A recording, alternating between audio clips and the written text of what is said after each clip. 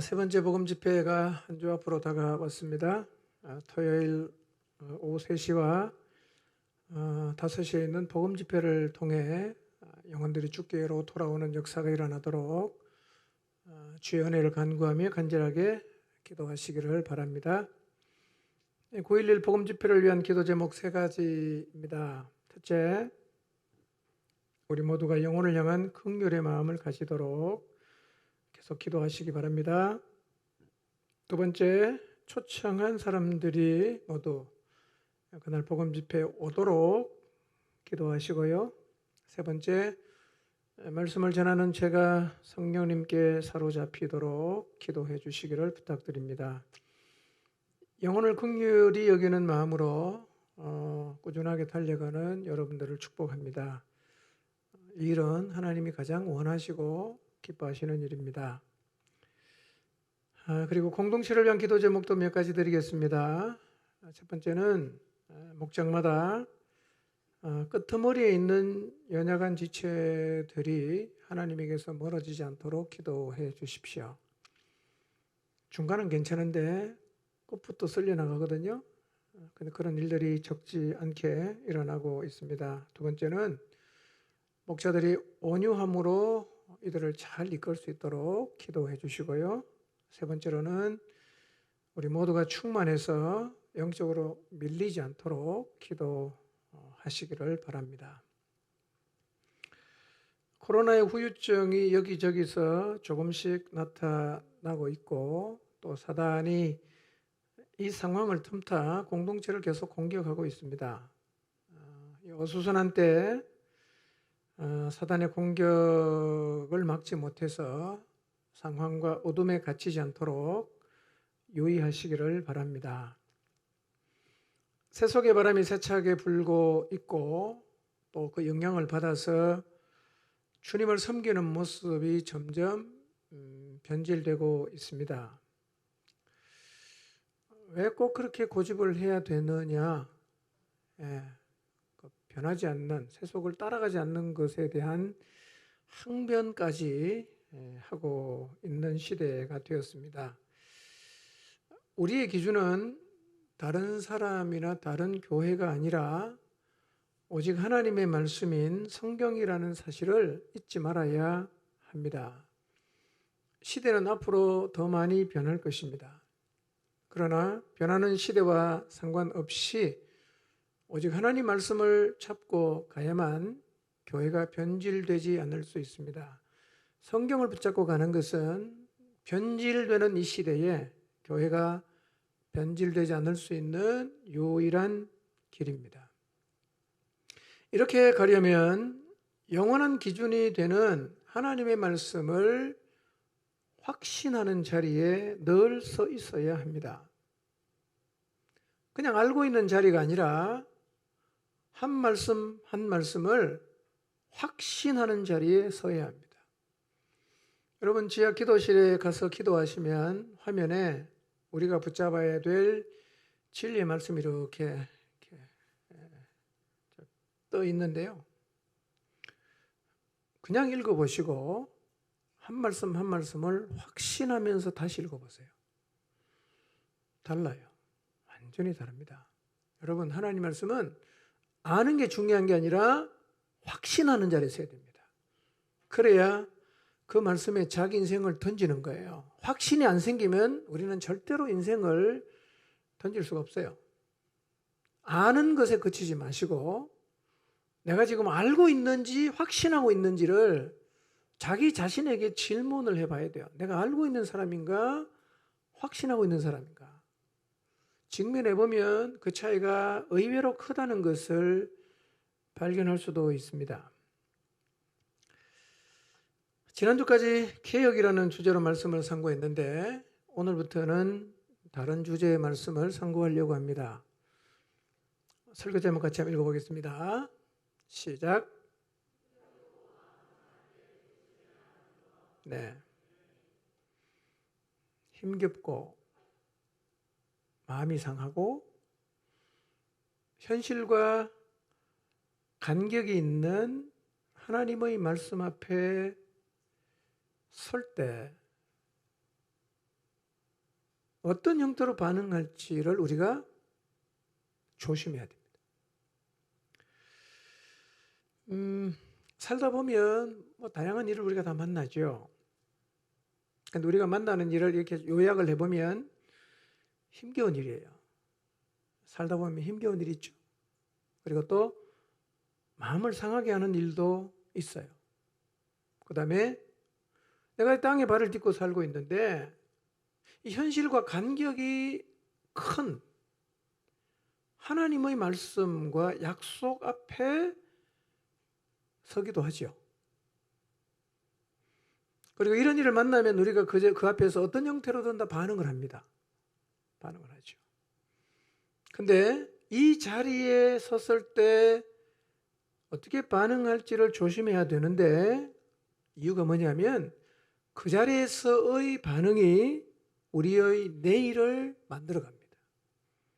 그때 어떻게 반응하느냐에 따라서 우리의 내일이 달라지기 때문에 함부로 반응하면 안 되고 이 자리에서 우리가 어떻게 반응해야 되는지를 깊이 생각해야 합니다. 우리 앞에 놓인 상황 앞에서 우리가 보이는 태도, 그것이 우리의 신앙 인격이에요. 그리고 그것이 그 사람의 됨됨이인 것입니다. 그 반응을 통해서 우리는 저 사람의 신앙 인격이 어떠한지를 그냥 보는 거예요. 설명이 필요 없고 그게 인격입니다. 그게 됨됨이란 말이에요. 자, 우리가 자주 서게 되는 자리는 첫째로 하나님 말씀과 약속 앞에 반응하는 자리입니다. 자, 살다 보면 현실과 간격을 느끼는 하나님의 약속과 말씀 앞에 설 때가 있죠. 현실에서는 도저히 받아들이기가 쉽지 않아. 근데 하나님은 그렇게 하라고 말씀하셨어요. 간격이 크면 클수록 우리가 순종하는 게 어려워져요. 이럴 때 어떻게 해야 되냐는 거예요. 이 간격을 극복하는 게 쉽지 않아요. 그러다 보니까 잘못된 반응을 할 때가 많이 있습니다. 인생을 한번 돌아보십시오. 인생을 살아오면서 현실과 간격을 느끼는 하나님의 말씀과 약속 앞에 섰던 때, 그리고 그 말씀 앞에서 내가 보였던 반응이 어떠했던가를 생각해 보십시오. 두 번째 우리가 자주 서는 자리는 마음이 상하는 자리입니다. 마음은 여러 이유로 상하지요. 사람과 부딪혀도 상하고요. 상황이 힘들어도 상하지요. 뭐 하여튼 다른 여러 이유로 마음이 상하는 자리에 설 때가 있습니다. 우리 모두는 그런 경험을 다 갖고 있을 텐데요. 자, 그런 자리에 섰을 때 나는 어떤 반응을 보였던가 한번 생각해 보십시오. 고래고래 고함 지르고 인생 다 살았다고 다 엎어버리고 그랬던가? 아니면 진짜 믿음을 가진 사람답게 반응을 했던가? 어떤 형태로든 우리는 반응을 했었어요. 앞으로도 해야 됩니다. 어떻게 반응을 해야 되냐? 세 번째로 우리가 자주 서는 자리는 힘겨운 자리예요. 힘겨운 자리. 가장 힘겨운 것은 그 삶의 기본적 필요가 채워지지 않을 때가 제일 힘들겠죠?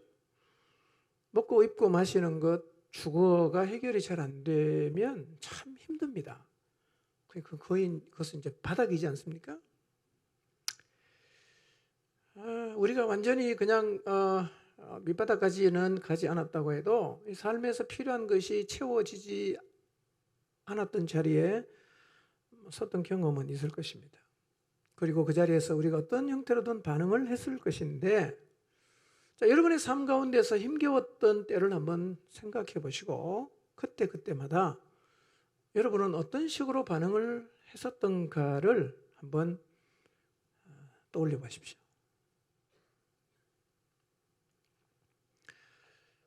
그 자리에서 보인 반응이 나예요. 그게 진짜 나의 진면목입니다. 그게 내 신앙 인격이에요. 그게 내 영혼의 현재 상태입니다. 변명할 필요가 없어요. 그게 나예요.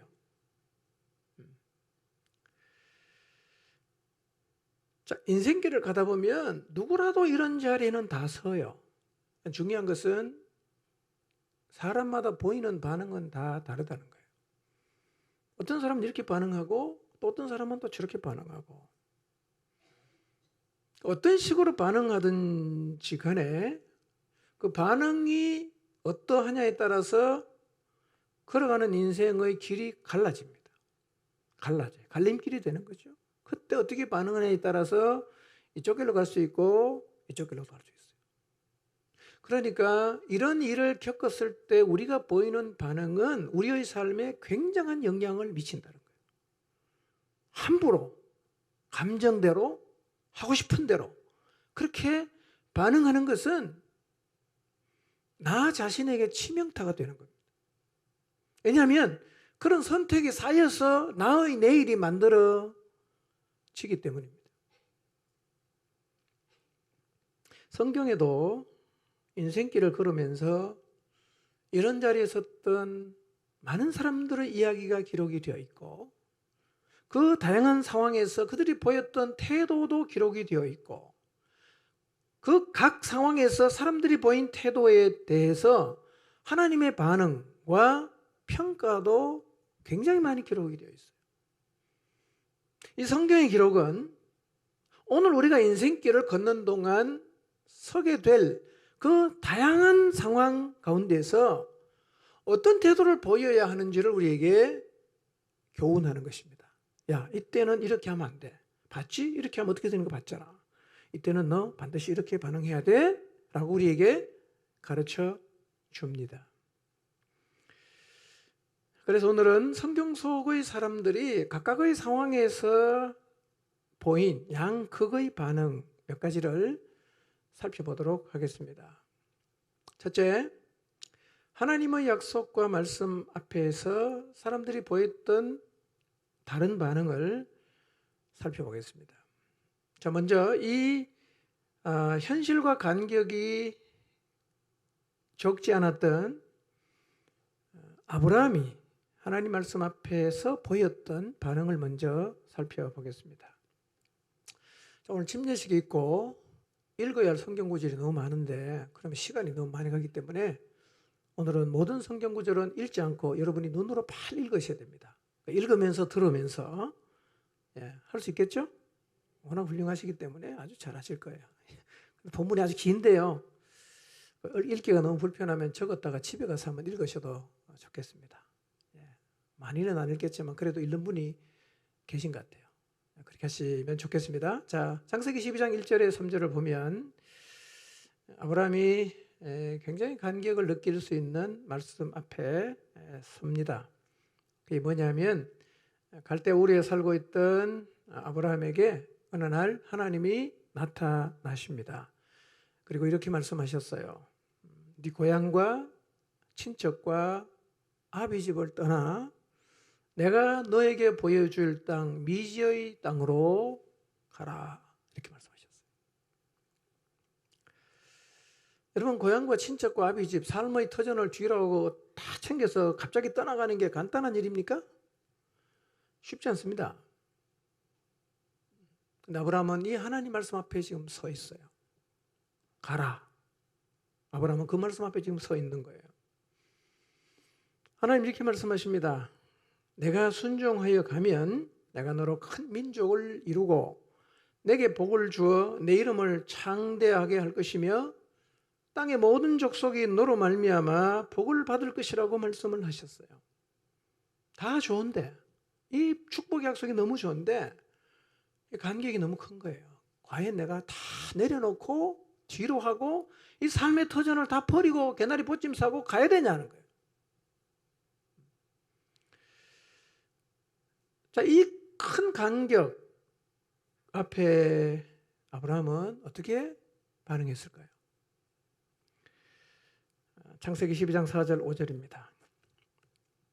아브라함은 하나님의 말씀에 믿음으로 반응합니다. 믿음으로 그 간격을 극복해요. 하나님 말씀하시면 저는 갑니다. 예, 다 그냥 내려놓고 삶의 터전을 완전히 버리고 새로운 어딘지도 모르는 땅으로 출발하는 이 하나님 말씀 앞에 믿음으로 반응을 해요. 성경은 이렇게 말합니다. 이 아브라함이 여호와의 말씀을 따라갔고 하나님 말씀을 따라갔어요. 그리고 마침내 가나안 땅에 들어갔습니다. 여러분, 이 일이 어떤 결과를 가져왔는지 아십니까? 노아 홍수 이후에 하나님께서 하나님이 직접 통치하시는 나라를 세우고 싶어 하셨고 그 출발이 아브라함을 부르는 것이고 이 아브라함을 통해서 큰 민족을 이루고 나라를 만드는 하나님의 계획이 간격을 극복한 아브라함의 순종을 통해서 시작이 된 것입니다. 믿음의 조상이 된 거죠. 여러분, 혹시 여러분도 하나님의 말씀과 약속 앞에서 믿음을 요구받는 자리에 섰던 적이 있으신가요? 세상을 내려놓고 하나님 말씀을 잡으라는 말씀, 너의 미래를 다 나에게 맡기라는 말씀, 하나님 말씀을 붙잡고 지금까지 살아봤던 삶을 다 뒤집어엎는 개혁을 하라는 말씀, 그리고 하나님이 주신 약속 앞에 혹시 서 계십니까? 그리고 어떻게 반응하셨습니까? 아브라함처럼 여호와의 말씀을 따라 가셨나요? 아브라함이 겪었던 한 사례를 더 살펴보도록 하겠습니다. 창세기 22장 1절에서 2절인데요. 이 일은 아브라함이 가나안 땅에 온 지 한 30여 년쯤 지나서 아브라함이 독자 이삭에게 푹 빠져 있었을 때 일어났던 일이에요. 어느 날 하나님이 아브라함을 불러요. 성경은 이렇게 말합니다. 하나님이 아브라함을 시험하시려고 그를 불렀다. 이렇게 말씀하십니다. 내 아들, 내 사랑하는 독자 이삭을 데리고 모리아 땅으로 가서 내가 내게 일러준 한 산, 거기서 그를 번제로 드려라. 순종할 수 있는 말씀입니까? 하나님이 말씀하셨어요. 받아들이기는 너무 간격이 커요. 이거는 수용하기가 쉽지 않아. 여러분 생각해 보세요. 하나님이 가라고 해서 무대포로 갔잖아요. 그 땅에 와서 100세가 돼갖고 겨우 약속하신 자녀 한 명을 딱 얻었는데 어느 날 나타나시더니만 그 아들을 번제로 드리라고 하시니까 과연 하나님을 믿고 이 말씀에 순종해야 될지 아니면 이거는 패스, 하나님 이제 못합니다 라고 하고 넘어가야 될지 굉장히 고민이 되는 상황. 현실과 간격이 너무 커요. 예. 여러분, 현실과 말씀의 간격은 오직 믿음으로만 극복이 됩니다. 어떤 논리도 안 통해요. 그래서 로마서 말씀 보면 아브라함은 내가 하나님 말씀에 순종해서 아들을 죽음의 자리에 내놓는다고 해도 이 아이는 하나님이 주신 약속의 자녀니까 도로 살릴 거다라는 믿음을 갖고 있었어요. 그래서 현실의 간격을 극복한 것이죠. 아브라함은 믿음으로 반응했어요. 창세기 22장 3절에서 10절입니다. 그 다음날 아침에 일찍 일어납니다. 나귀 한 장을 지웁니다.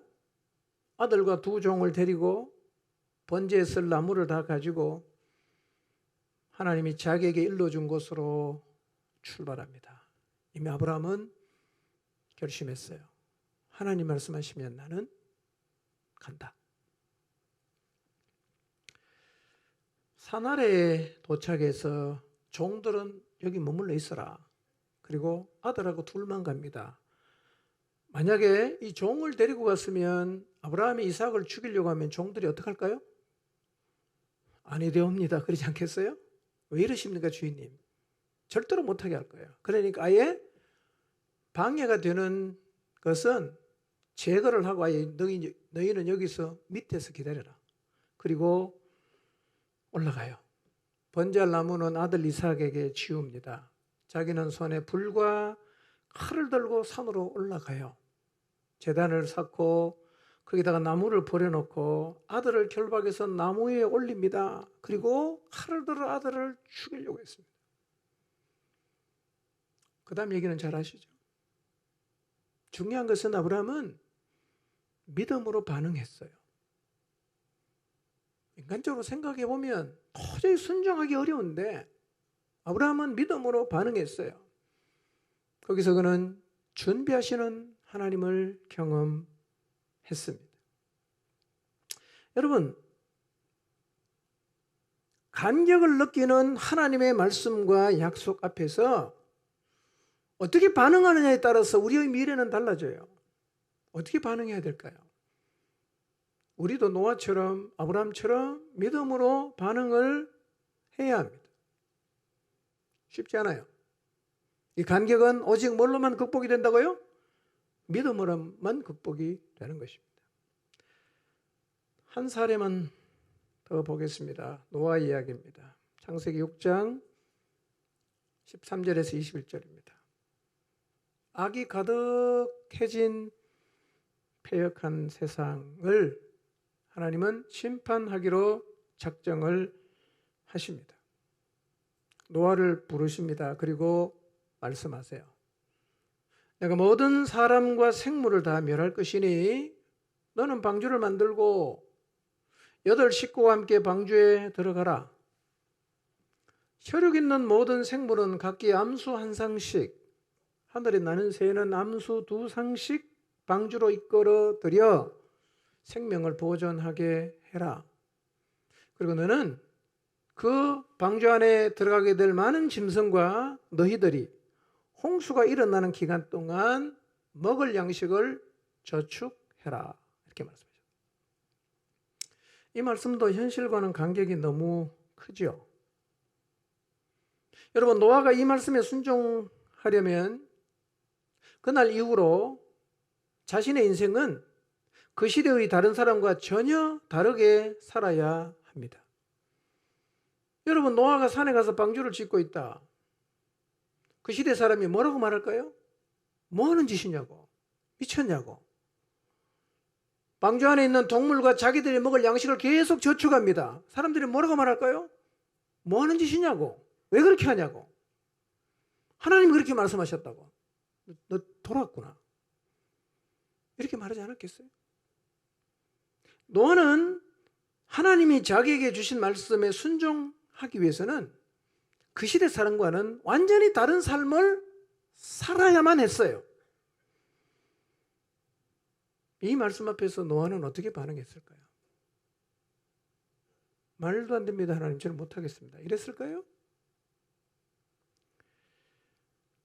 여러분, 우리도 영원한 심판을 준비하기 위해서 이 땅에 사는 동안 하나님을 모르는 세상 사람과는 전혀 다른 삶을 살아야 한다라는 하나님의 도전, 말씀 앞에 서 있습니다.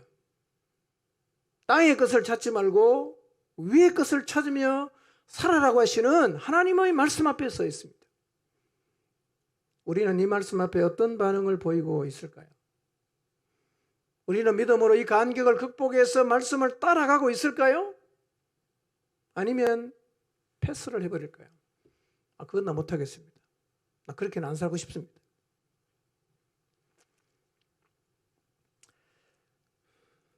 노아는 이렇게 반응합니다. 창세기 6장 22절. 오늘 너무 짧으니까 같이 읽겠습니다. 시작.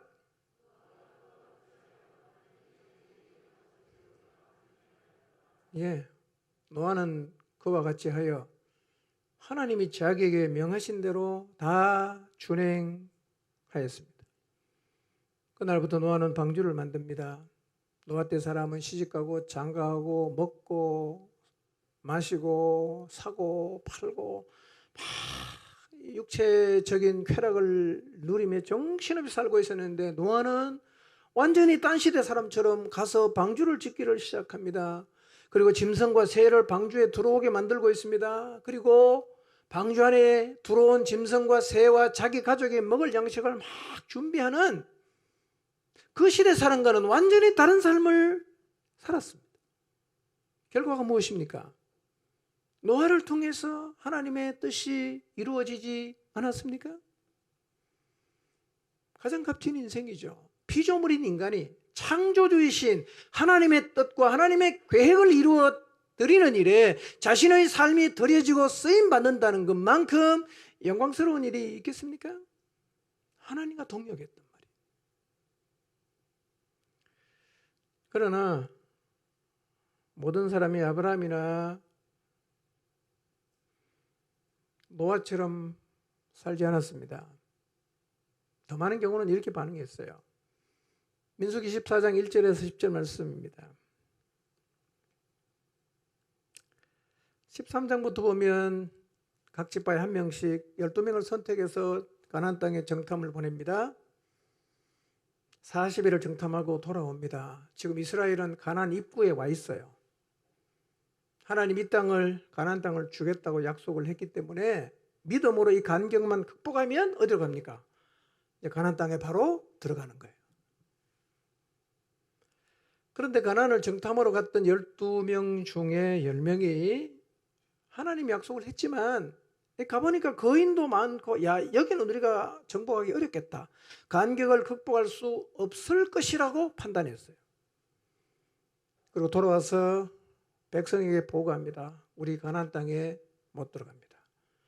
어떤 사람은 이거는 성경에 없는 얘기인데 제가 하는 얘기입니다. 어떤 사람은 하나님의 약속이 있다고 무조건 가자고 하는데 그것은 현실을 모르는 얘기입니다. 우리가 40일 동안 다 둘러봤습니다. 우리는 그 땅을 절대로 정복할 수 없고 가면 안 됩니다. 이렇게 보고했어요. 이스라엘 백성이 동조합니다. 소리를 높여 아우성을 치고 밤새도록 통곡합니다.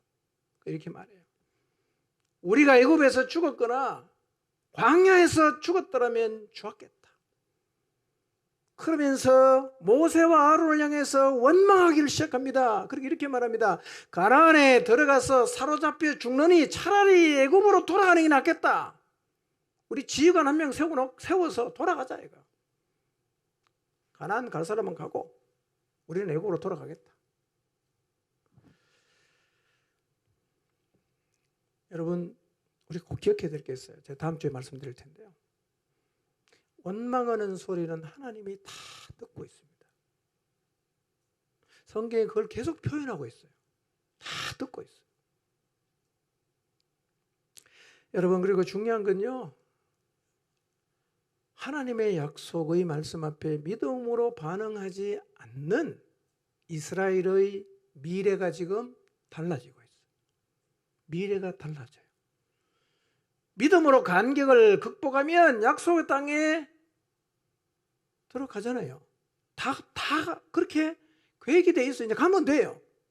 그런데 그들이 하나님을 불신함으로 원망하고 불평을 해서 그들의 행선지가 가나안에서 어디로 바뀝니까? 광야로 바뀐 거예요. 미래가 달라져 버렸습니다.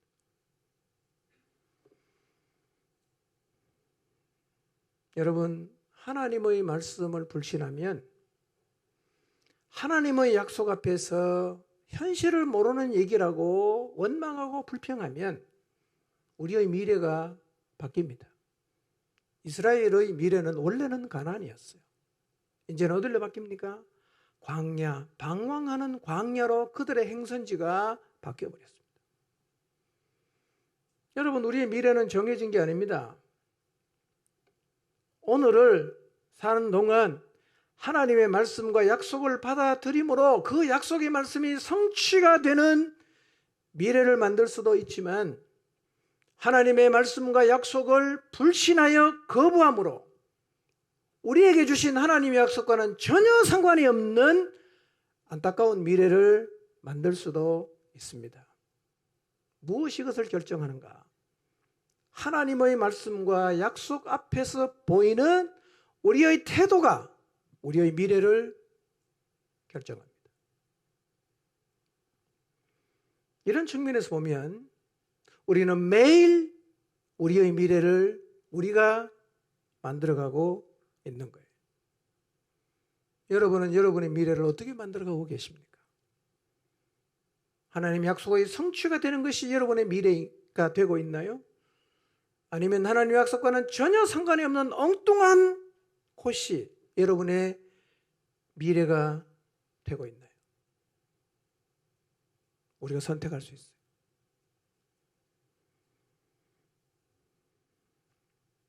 두 번째, 마음이 상하는 자리에 섰을 때 사람들이 보였던 반응을 살펴보겠습니다. 마음이 상하는 자리에는 자주 서죠. 애 키우다 보면 그렇기도 하고요. 남편과 사이 때문에 그렇기도 하고, 뭔가 내 마음대로 안 돼서 그렇기도 하고, 마음이 상하는 일은 참 많이 겪습니다. 그리고 이 자리에서 여러분은 어떤 형태로든 계속 반응을 보였을 것인데요.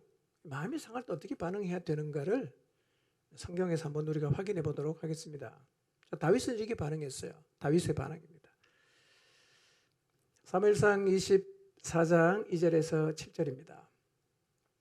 사울은 조금도 잘못이 없는 다윗을 시기에서 죽이려고 합니다. 다윗이 골리앗을 물리치고 돌아왔을 때 부녀들이 이렇게 노래를 했어요.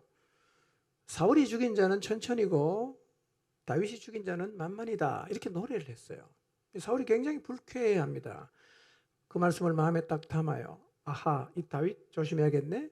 얘가 죽인 자가 만만이고 나한테는 천천만 돌린다면 장차 이 다윗에게 뭐가 돌아가겠는가? 이 나라가 아니겠는가?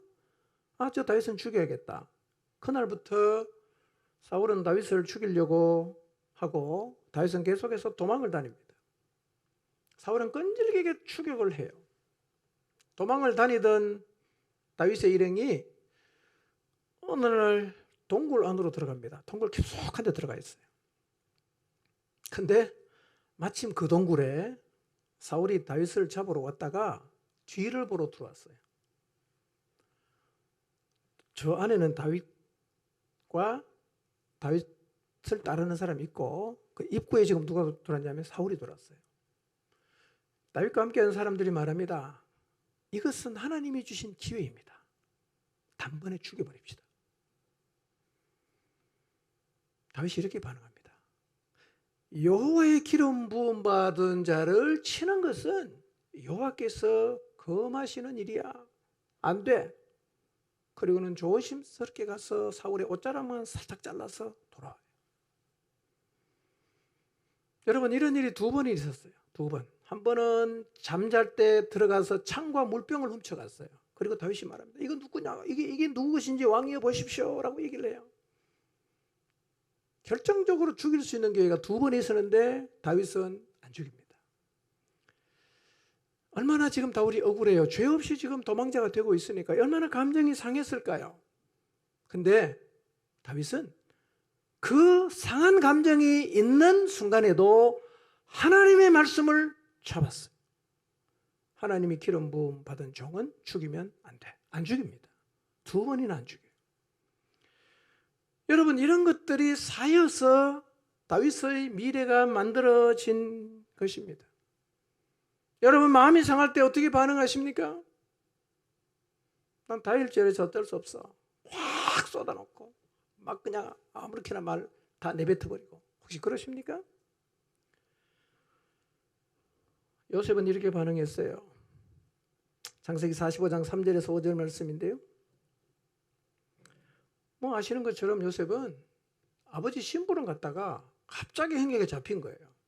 형들이 자기를 잡아서 옷을 따베끼고 물이 없는 구덩이에 집어넣어 버렸습니다. 그 구덩이는 큰 거는 깊이가 20m 됩니다. 들어가면 죽어요. 그 건기에 이제 물을 비 올 때 저장하는 곳인데 그때 마치 물은 없어서 집어넣었어요.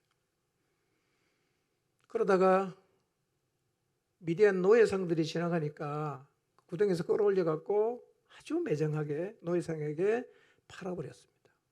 요셉의 액을 복걸했습니다. 형들이 매정하게 팔았어요. 요셉은 전혀 생각지도 못했는데 어느 순간 갑자기 잡혀서 노예로 전락했어요. 이 일은 요셉의 마음에 깊은 상처를 가져다 주었을 것입니다. 이날의 일을 요셉이 잊을 수가 있나요? 그런 형을 용서할 수가 있겠어요? 여러분 같으면? 그 아픔을 안고 요셉이 노예로 살아갔잖아요. 세월이 좀 흘러갔어요. 근데 놀라운 일이 벌어졌습니다. 요셉이 마음만 먹으면 형을 충분히 죽일 수 있는 상황이 만들어진 것입니다. 자신이 요셉 입을 난 형들이 두려움에 떨고 있을 때 요셉이 이렇게 말합니다. 형님들이 나를 이곳에 판 것 때문에 근심하거나 한탄하지 마십시오. 내가 여기 온 것은 하나님께서 우리 가족을 구원하시려고 나를 형님들 앞서 이곳으로 보내신 것입니다. 이렇게 말을 했어요. 지울 수 없는 상처를 안고 있었지만 그 지울 수 없는 상처를 안겨준 형들이 자기 앞에 있고 맘만 먹으면 복수할 수 있지만 요셉은 감정대로 하지 않습니다. 하나님 말씀을 붙잡아요. 여러분, 이런 요셉을 통해서 하나님 역사가 이루어지잖아요. 만약에 요셉이 그 마음의 상한 감정, 깊은 상처를 다스리지 못해서 보디발의 집에 가서 에라 모르겠다 그렇게 살았거나, 그래서 보디발의 아내와 그냥 같이 눈 맞아 살고 이렇게 죄를 짓고 살았다면, 아니면 총리의 자리에 갔을 때 형제를 모조리 다 죽여버렸다면, 애굽에서 하나님의 백성을 만들려던 하나님의 계획이 차질이 생기지 않겠어요? 70명이 내려갔는데 400년 뒤에 몇 명이 됐습니까? 200만이 넘는 하나님의 백성이 만들어졌는데, 그때 요셉이 200만을 만들 수 있는 10명의 형들을 다 죽여버렸으면 하나님의 계획이 어떻게 되겠어요? 그러니까 상한 감정이 있지만 하나님의 뜻을 받아들이고 하나님 말씀에 순종하는 사람들을 통해서 이 땅에서 하나님의 계획과 역사는 이루어지는 것입니다. 여러분이 마음이 상했을 때 함부로 막 해버리면 여러분을 통해서 계획하신 하나님의 일이 전혀 다른 방향으로 흘러갈 수도 있다는 사실을 마음에 새기셔야 합니다. 마음이 상할 때 함부로 하지 마세요. 조심하셔야 돼요. 이번에는 이스라엘의 반응입니다. 민수기 21장 4절에서 6절을 보면 백성이 호르산에서 출발해서 홍해 길을 따라 에돔 땅을 우회하려고 하다가 길 때문에 마음이 상했어요. 빨리 가야 되는데 이 사막길을 자꾸 돌아가니까 짜증나잖아요. 힘들었어요. 마음이 상했어요.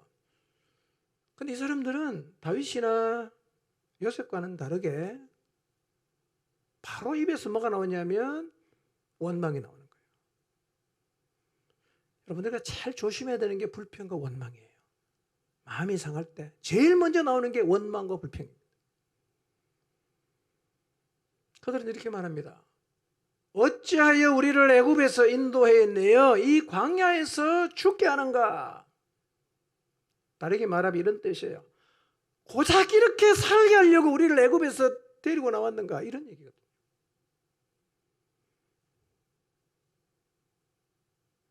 그리고 계속 말합니다. 이곳에는 먹을 것도 없고 물도 없고 우리의 마음이 이 하찮은 음식을 싫어한다. 하찮은 음식을 뭐냐? 만나보고 이렇게 말하는 거예요. 만나보고. 만나가 무엇입니까? 200만 넘는 이스라엘 백성이 광야에서 생존할 수 있도록 기적같이 하나님이 내리신 양식이 아닙니까? 근데 그 양식을 이렇게 말합니다. 이 하찮은 음식. 여러분이 하찮다는 히브리 원어는 성경에 딱 한 번 나오는데 이런 뜻입니다. 비참하고 끔찍하다.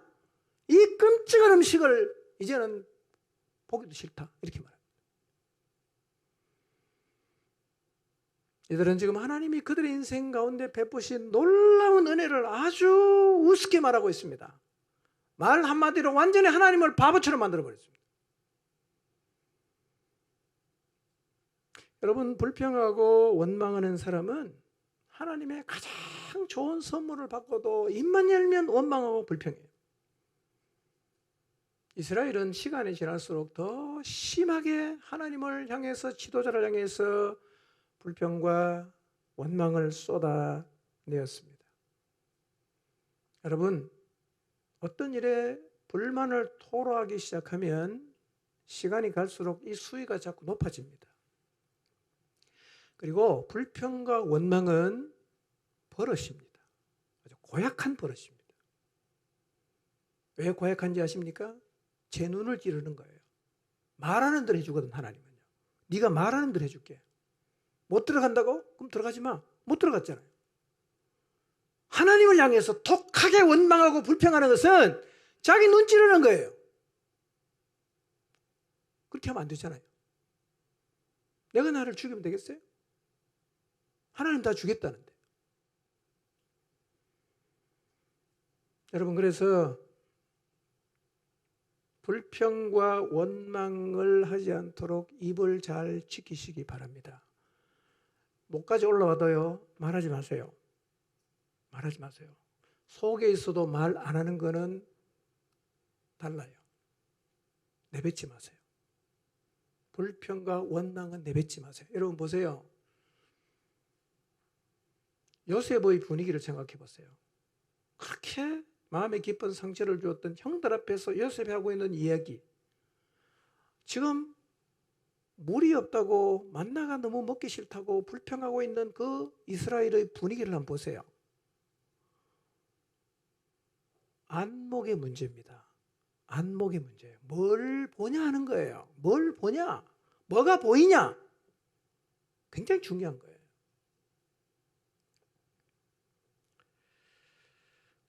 여러분, 특히 마음이 상할 때 불평하거나 원망하지 않도록, 누군가를 비방하지 않도록 조심하시기를 바랍니다. 조심해야 돼요. 예. 습관이거든요. 아주 나쁜 습관입니다. 제 눈을 찌르는 아주 나쁜 습관. 세 번째, 힘겨운 일을 만났을 때 사람들이 보인 반응을 한번 살펴보겠습니다. 힘겨운 일을 만났을 때 사람들이 어떤 반응을 보였는가. 먼저 다윗 얘기인데요. 사무엘상 22장 이후에 쭉 읽으면 나오는데요. 이때는 언제냐면 다윗이 사울을 피하여 도망갔던 바로 그때입니다. 처음 도망갔던 때 일어났던 일이에요. 사울이 죽이려고 하니까 사울에게 도망가서 처음으로 들른 곳이 어디냐면 아히멜렉이라는 대제사장이 있는 노브이라는 땅으로 다윗이 도망갔어요. 거기 가서 대제사장 아히멜렉에게 그 떡을 좀 받습니다. 진설해 놓은 떡을 받고, 그 다음에 예전에 자기가 골리앗을 쳐 죽였을 때 골리앗이 들고 있었던 칼이 거기 있었어요. 그래서 골리앗이 들었던 칼을 가지고 다윗이 가드로 도망을 갑니다. 가드로. 그런데 아히멜렉이 떡과 칼을 다윗에게 넘겨주는 과정을 누가 보고 있었는데, 그 사람이 누구냐면 에돔 사람 도액이라는 사람이 다 보고 있었어요. 그리고 이걸 갖다가 사울에게 다 보고를 합니다. 아히멜렉이 다윗에게 이렇게 했다고. 사울이 노브 땅으로 옵니다. 아히멜렉을 부릅니다. 그리고 왜 네가 그런 행동을 했냐라고 하면서 아히멜렉을 포함해서 노브에 있던 제사장 85명을 죽여버립니다. 85명을 죽입니다. 그리고 노브이라는 그 지역으로 가서 주민과 소떼와 나귀떼와 양떼를 가리지 않고 다 칼로 죽여버립니다. 유일하게 아히멜렉의 아들 아비아달이 도망갑니다. 어디로 가냐? 다윗에게로 가요. 그리고 이 사실을 알리는 거예요. 다윗 자기 때문에 무고한 제사장 85명이 죽었어요. 그리고 노브 땅은 엉망이 됐습니다. 지금 다윗에겐 뭐 하나 제대로 되는 게 없습니다. 사무엘이 자기에게 왕이 된다고 기름은 부었는데 왕이 되는 것은 고사하고 지금 도망자가 되어서 사울에게 쫓겨다니고 있습니다. 가드로 처음에 도망갔는데요. 가드의 왕은 받아주는데 신하들이 말하는 거죠. 저 사람 이스라엘 부녀들이 사울이 죽이지 않은 천천히요 다윗이 죽인 자는 만만이라고 했던 그 다윗이 아닙니까? 이렇게 얘기했어요. 갑자기 다윗의 마음에 두려움이 생깁니다. 도망을 가야 되겠는데 어떻게 도망가냐? 미친 척하는 거예요. 침을 질질 흘리고 수염에다가 대문 앞에서 막 끄적거리고 이러니까 가드 왕이 말합니다. 나한테 미치광이가 부족해서 저 미치광이를 또 데리고 왔냐? 이래갖고 사실은 도망갔거든요. 자, 그 상황 속에서 생각을 해보니까 야, 이게 내가 살겠다고 미친 짓까지 했고 나 때문에 무고한 제사장 85명이 죽었고 얼마나 힘들겠어요. 이 상황에서 하나님이 계신다는 게 별로 의미가 없어요. 하나님이 계신다. 도움이 안 되는 거예요. 너무 힘들어. 그냥 누군가를 향해서 막 원망하고 해대고 그냥 다 집어치우고 싶은 마음을 가질 수도 있는 상황이에요. 되는 게 없어. 근데 이런 힘든 일을 겪을 때 여러분 다윗이 어떻게 반응했는지 아십니까? 다윗의 반응.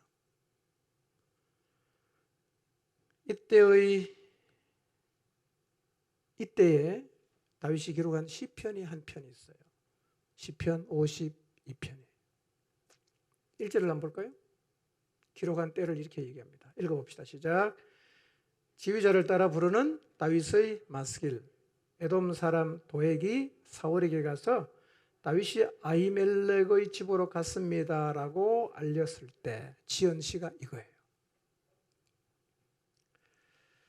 근데 다윗은요 정말 힘들고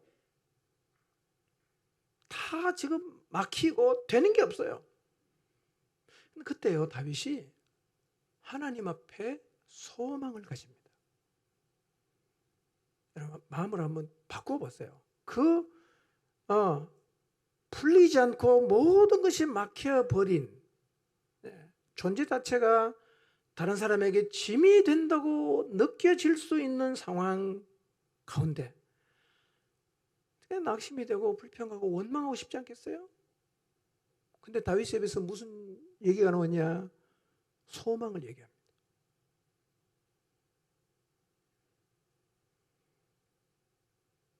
하나님을 향해 신뢰를 얘기합니다. 주님께 감사합니다. 주님의 이름을 바라고 있어요. 장면이 완전히 바뀐 거예요. 자기 눈앞에 펼쳐지는 장면과 다윗의 내면의 장면이 완전히 달라요. 안목이 다르단 말이에요. 여러분 8절 9절을 한번 읽어보겠습니다. 8절 9절 시작. 그러나 나는 하나님의 집에서 자라는 푸른 올리브 나무와 같으며 영원토록 하나님의 인애를 신뢰한다. 주께서 이를 행하셨으므로 내가 영영이 주님께 감사하고 주님의 이름이 선함으로 주님의 경건한 자들 앞에서 내가 주님의 이름을 바라겠습니다. 여러분 인생 살다가 되는 게 하나도 없다고 느껴질 그 막막한 순간에 너무 화가 나는 그 순간에 너무 낙심되는 그 순간에 다윗처럼 이렇게 기도하시기를 바랍니다. 이 기도를 기억하십시오. 너무 힘들 때 이렇게 한번 기도해 보세요. 그러나 많은 경우는 다윗처럼 반응하지 않았습니다. 이스라엘은 힘들 때 이렇게 반응했어요. 민수기 20장 2절에서 6절 오늘 본문인데요. 물이 없었어요. 기본적인 필요가 없어진 거죠. 그때 2절을 보면 백성이 모입니다. 왜 모였어요? 모세와 아론을 비방하려고 모인 거예요. 비방하려고 모였어요. 힘이 드니까 기도하는 게 아니라 누군가를 제물로 삼아서 책임을 지게 만들기 위해서 모였어요. 그리고 모세와 다투면서 이렇게 말해요. 우리의 동족이 주님 앞에서 죽어 넘어졌을 때 그때 우리도 죽었더라면 좋을 뻔했다. 어쩌자고 당신들은 주님의 총애를 이 광야로 끌고 와서 우리와 우리 가축을 여기서 죽게 하느냐? 너희가 어찌하여 우리를 애굽에서 나오게 하여 이 나쁜 곳으로 인도하느냐? 이곳에는 파종할 것도 없고 무화과도 없고 포도도 없고 석류도 없고 마실 물도 없다고 원망합니다. 이 소리 누가 다 듣고 있어요? 하나님이 다 듣고 있어요. 하나님이 다 듣고 있어요. 여러분, 힘겨울 때 이스라엘은 지도자를 비방하고 하나님을 향해서 원망하고 불평했어요. 이 부분은 제가 다음 주에 좀 구체적으로 더 말씀을 드리겠습니다.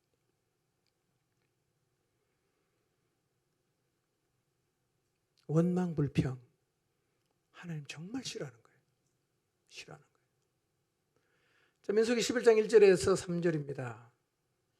이때는 언제냐면 시내산에 와서 하나님으로부터 언약을 받고 3일이 딱 지났어요. 언약을 받고 3일 지났어요. 근데 3일 만에 다시 불평하기를 시작합니다. 무슨 이유로 불평하고 원망했는지는 알 수가 없는데 학자들은 아마 이 사람들이 물이 없기 때문에 원망했을 가능성이 많다고 보고 있어요. 이거예요. 기본적인 필요가 채워지지 않을 때 우리가 쉽게 원망하고 불평할 수가 있어요. 조심해야 됩니다. 네. 기본적인 필요가 채워지지 않을 때 우리가 어떻게 반응해야 되는가?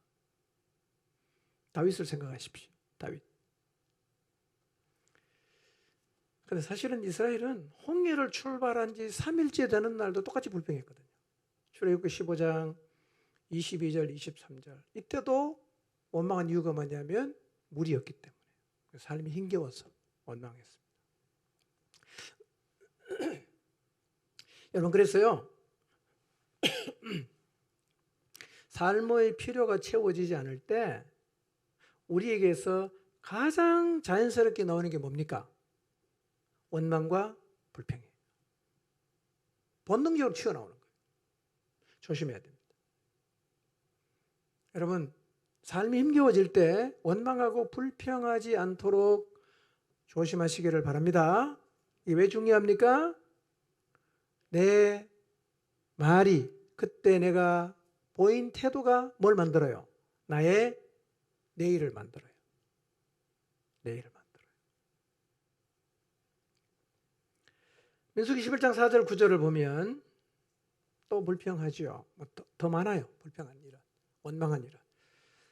이번에는 원망과 불평의 발단이 어디서 시작되냐면 이스라엘의 회중에 섞여 있던 다른 인종.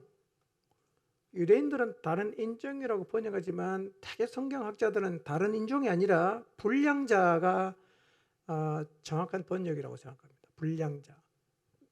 이방인이어도 불량자. 이 불량자들이 탐욕을 부리며 선동을 해갖고 이스라엘 온 회중 가운데 원망과 불평을 퍼뜨린 거예요. 여러분, 원망과 불평은 전염이 됩니다. 전염이 돼요. 이거 선동하면 하나님이 좋아하실까요? 안 좋아하겠죠? 안 좋아하십니다, 여러분.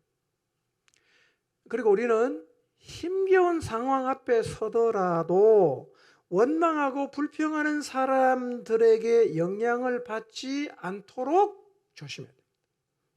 자, 힘들 때 누구처럼 반응해야 돼요? 다윗처럼 반응해야 됩니다. 다윗처럼. 여전히 희망이 있다.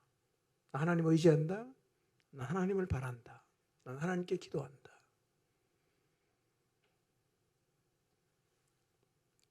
그러면 민수기 11장 4절 9절에서 이스라엘 백성이 원망하는 이유가 뭐냐면 이번에는 만나, 먹는 것 때문에 원망하는 거죠. 먹는 거. 맛있는 거 먹으면 좋죠? 다 안 좋으신가 봐? 전 좋아하죠. 전 좋거든요. 맛있는 거 먹으러 간다고 하면 아주 그냥 기대가 되잖아. 기다려지고. 근데 우리는 먹기 위해서 하는 존재는 아니잖아요. 맛있는 거 먹으면 좋긴 한데 그거 없다고 원망하고 불평하는 것은 마땅하지 않습니다. 마땅하지 않아요. 자, 매일 이렇게 하나님이 주시는 기적의 은혜로 만나를 계속 먹고 지금까지 잘 왔는데 갑자기 사람들이요 애굽을 막 그리워하는 거예요. 과거 애굽에서 노예 생활하면서 얼마나 고생을 많이 했겠어요. 근데 그건 하나도 안 떠올려요. 뭘 떠올리냐? 거기서 먹었던 맛있었던 음식만 추억으로 막 떠올리는 거예요. 이거도 먹었다 저거도 먹었다 막 얘기하는데요. 솔직하게 노예로 살면서 애굽에서 좋은 음식을 먹어봤자 얼마나 좋았겠어요. 노예인데 고관대작으로 살던 것도 아니고 무슨 왕궁에 살았던 것도 아니라 그냥 맨날 그냥 국고성 짓는데 뼈 빠지게 일하면서 더러운 손으로 먹었던 뭐 부추 뭐 이런 게 뭘 그렇게 좋았다고 지금 와서 그게 좋았다고 말을 하고 있어요. 그리고 애굽에서 이 사람들이 굉장히 이 말 들으면 행복하게 잘 살았던 것 같은데요. 사실은 망상입니다. 이 사람들은 노예로 살았거든요. 과거를 떠올리려면 뭘 떠올려야 되겠어요? 그 광야에 살지만 과거를 떠올리려면 노예 생활하면서 먹었던 음식이 아니라 우리가 노예 생활에서 해방이 되어 하나님 때문에 자유인의 삶을 살아간다. 이걸 떠올리면서 감사하는 게 맞지 않습니까?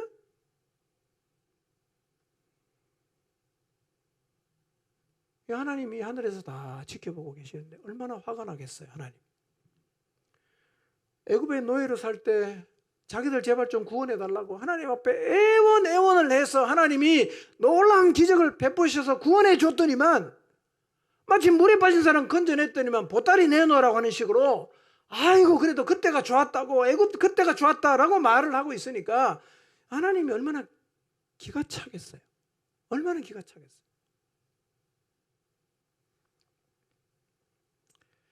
근데요 가끔씩은 저도 그런 얘기 들은 적 있어요. 예수님 믿은 거 불평하면서 괜히 믿었다. 차라리 옛날이 좋았다. 그때가 더 자유롭고 행복했다. 주일날 마음대로 놀러가고 얼마나 좋았어. 아이고 이제는 주일날도 맨날 교회 가야 되고 구속이 돼서 너무 힘들다. 여러분 이런 얘기는요 우리를 구원하시기 위해서 아들을 내주신 하나님이 들으면 얼마나 기가 찬 얘기겠어요. 우리가 여기서 영원히 삽니까? 여러분 광야 생활은 하나님이 약속하신 그 땅으로 가기 위해서 잠시 지나가는 곳인데 마치 그 땅에서 영원히 하나님이 살라고 하신 것처럼 난리를 치고 있어요. 하나님의 언약을 믿었다면 밝은 미래를 믿었다면 이렇게 말하면 안 되죠. 하나님의 백성이 삶을 바라보는 안목이 이 정도밖에 안 된다는 것은 너무나 슬픈 일이에요. 여러분 하나님 앞에서 여러분도 여러분 인생을 원망하고 불평했던 애굽을 그리워했던 이 사람처럼 생각하고 혹시 말하고 있지 않습니까? 옛날이 좋았다고 괜히 내가 예수님 믿었다고. 여러분 이런 얘기 하나님이 다 듣고 계십니다. 다 듣고 계세요. 그런 얘기는 자기 아들을 내주어서 우리를 구원하신 그분에게는 절대로 하면 안 되는 얘기예요. 그런 얘기 하시면 안 돼요.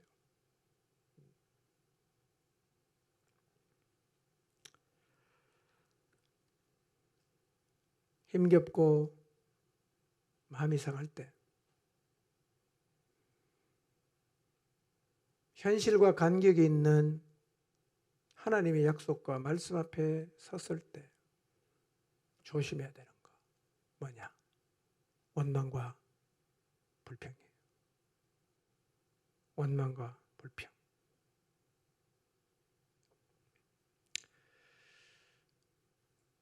우리는 이 자리에 섰을 때 어떻게 반응하고 있는지를 오늘 말씀 앞에서 돌아보았으면 합니다. 그리고 다시는 어떤 자리에 서든지 간에 사랑으로 지금도 내 삶을 이끌어 가시는 하나님 그분을 향해서 원망하고 불평하지 않기로 결단해야 합니다. 여러분 하나님과 우리와의 관계는요 신뢰의 관계여야 합니다. 신뢰의 관계. 그분이 날 사랑하시고 그분이 내 삶을 이끄시고 그리고 모든 일이 합력해서 선이 되게 하신다는 사실을 신뢰하고 우리에게 일어나는 모든 일을 넉넉한 마음으로 감당하면서 살아가야 합니다. 그것이 신실한 그리스도인의 자세입니다. 하나님 의지하십시오. 하나님 신뢰하십시오. 아브라함을 기억하십시오. 노아를 기억하십시오. 요셉을 기억하십시오. 다윗을 기억하십시오.